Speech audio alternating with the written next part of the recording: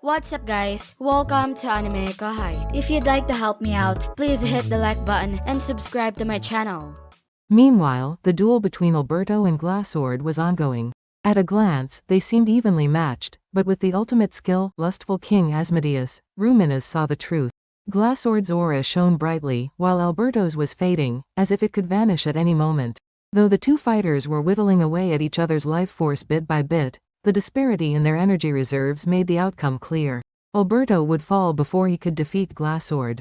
Yet, the fault wasn't his. If anything, he deserved praise for holding his ground against the renowned King of Swords. Glassord's skill as a swordsman was remarkable, but Alberto's mastery was arguably superior, even given the energy gap between them.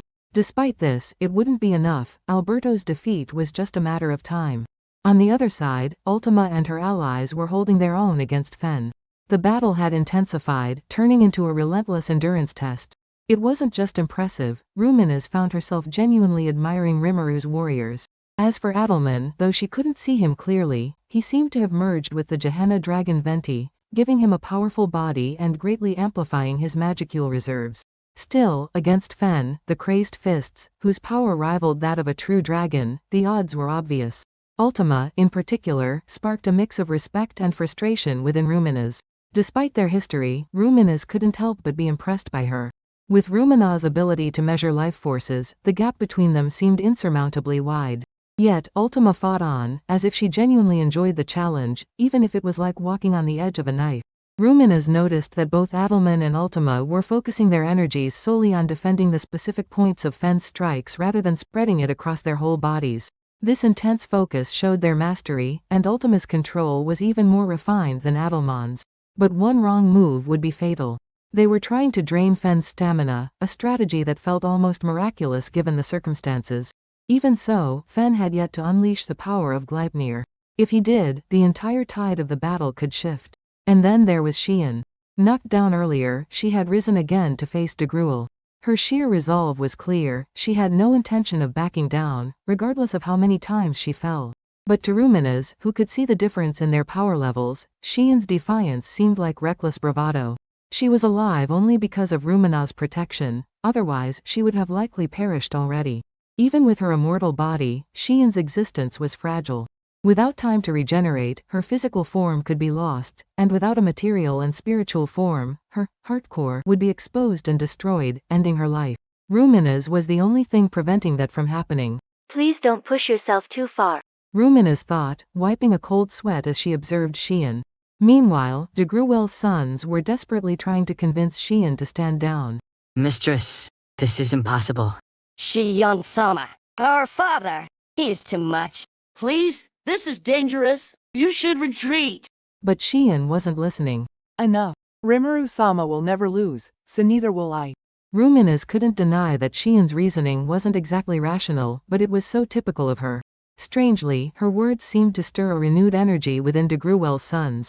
Father, we're here to challenge you. Well, there's no other choice. I am all set. I have made up my mind. Let's go. We will show him what we're made of and maybe even earn some praise. With their determination firm, they charged toward Dagruel. Oh, you boys have finally grown enough to stand against me. Dagruel's voice held a note of satisfaction, but he had no intention of holding back. In an instant, he took them down. His single strike left them so wounded they could no longer stand, though they still breathed, a sign he had shown them some measure of mercy. This is hopeless. There's no way we can beat him. Just as Ruminas felt the sting of despair, she heard Shion's fierce rally. Ha ha! Great job, all of you. That's the spirit I like to see. I'll handle things from here, so rest up. Shion herself had suffered severe injuries from Dagruel's assault. Although her body had healed, the difference in their strength was still painfully clear. Yet Shion refused to yield, standing tall with a determination that reminded Ruminas of a memory from long ago, a moment when a hero had once saved her. I'm with you, Gadra declared, joining Shion. But their efforts seemed pointless. No matter how hard Shion and her team tried, none of their attacks even grazed Dagruel. Ruminas stood at a critical juncture. Should she keep fighting a losing battle or retreat to regroup? A rational choice would be obvious. The old Ruminas would have pulled back without a second thought. There was no wisdom in risking lives for a fight that couldn't be won. Her kingdom could be rebuilt. Nothing bound her to this battlefield. For immortals like her, there was no reason to risk everything. And yet, Can I really leave them? Is it right to abandon Shion and the others here? Ruminas was conflicted. She knew she could increase Shion and the others' chances of survival by retreating, since she was Dagruel's main target. But she recognized that reasoning as an excuse. She couldn't deceive herself. Shion, Ultima, and Adelman were all fighting on, refusing to back down against overwhelming odds. Shion's fate was sealed without a path to victory. But if Ruminas stood beside them? With her ultimate skill, lustful King Asmodeus, she wielded power over life and death. Even if her allies fell, she could revive them as long as she remained. If she fled now, Shion would certainly die. She couldn't allow that. Leaving my allies behind and running away. I could never bear such a disgrace. I am the indomitable queen of nightmares. And so, Ruminas made her choice. Gunther. Here. At her call, Gunther Strauss, her loyal attendant, appeared silently by her side. Ruminas spoke without even glancing back. I, as a member of the Octagram, have decided to share Shion's fate here. Would retreat not be wiser? Gunther suggested retreat with no shame in his tone, but Ruminas merely chuckled. Retreating in disgrace is beneath me. Wouldn't you agree? With that, she flashed a captivating smile. It was a mesmerizing expression, seemingly out of place on the face of such a young girl. Gunther, watching her, felt a deep affirmation. Yes, this reminded him of a distant memory of when she had once smiled like this upon burying the divine ancestor. Ruminas had always cherished life, but that was only because she was bound to a promise she'd made to her comrades. At her core, she was a queen with unshakable pride. Ruminas Valentine, the queen of nightmares, was no coward. To Gunther and his allies, the dignified vampire princess was the pinnacle of their devotion. As you wish. Gunther replied with a respectful bow. Ruminas acknowledged him with a nod and then spoke with calm determination. If I fall here, I entrust you to lead our people as the new king. Her declaration was solemn and absolute. Yet Gunther, composed as ever, remained unfazed. He was more than a mere servant, he was Ruminas' unwavering apostle. A servant who abandons his queen is no true vassal. Not a single follower of Ruminas Sama would ever heed the call of such a coward. What did you say? The people are already being evacuated, but I am resolved to stand by you, young lady. Ruminas found herself surprised by this unexpected defiance. This was the first time Gunther, her steadfast companion, had ever directly opposed her command. When we go, we will go together, he stated, awaiting her response with a fierce look of loyalty in his eyes. Initially taken aback, Ruminas felt a sense of warmth rising within her. Suit yourself, she replied, her voice tinged with delight. He must take after someone stubborn, he's a fool, she thought, but her laughter was genuine. May fortune be with you. Gunther gave a respectful bow and departed. Knowing he couldn't rival Dagruel in direct combat, he decided to aid Louie instead. His actions were as efficient as ever, and Ruminas couldn't help but feel impressed before stepping up beside Shion. Although a part of her questioned whether this was the best decision, she had no regrets. Your plan didn't quite pan out, did it? Are you still not considering giving up? Ruminas asked. Absolutely not. Ruminas sighed in mild irritation, then smirked and teased. Tell me, Shion, do you really have no thoughts of retreating? Shion's annoyance was evident. Not a chance. Survival meant victory. If they could hold out, then they could still come out on top. It's all rather straightforward, isn't it? Shion replied boldly, undeterred. Gadra seemed to suppress a groan but refrained from arguing. Even Ruminas was somewhat taken aback by their resilience. Well then, leave the healing to me. Even if you're struck down instantly, I'll revive you right away. With that reassurance, they launched into a relentless offensive.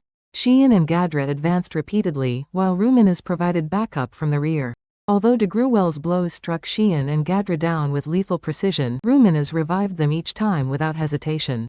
The strength of lustful King Asmodeus was astonishing, but Ruminas' skillful support was equally praiseworthy. As for Gadra, his reincarnation as a member of the mysterious metal demon race endowed him with resilience, allowing him to hold his ground against Dagruel, who neutralized magic. Dagruel's magic nullification ability was powerful yet had its limitations. While it could negate all magic aimed directly at him, it couldn't cancel out every enhancement cast on another person. For example, reinforcing physical attributes remained effective. Adelman's Tempest Meteor illustrated this. The summoned meteorite vanished since it was an imaginary creation, but if it had been a tangible object, it could still have inflicted damage. Imagine summoning a boulder from another realm and propelling it with magic. It would be impossible for Dagruel's ability to cancel its kinetic force. Gadra deduced that indirect magic effects were immune to negation, and he was right. Gadra had fortified himself with enhancement magic, allowing him to hold his ground. When Shion was down, he advanced. When he faltered, Shion stepped up. Despite being an unplanned team, their coordination was seamless, as if they were seasoned partners. Rumina's abilities were the foundation of their strategy, but without each other's contributions, this approach wouldn't have been feasible. Unfortunately, Dagruel still showed no sign of fatigue.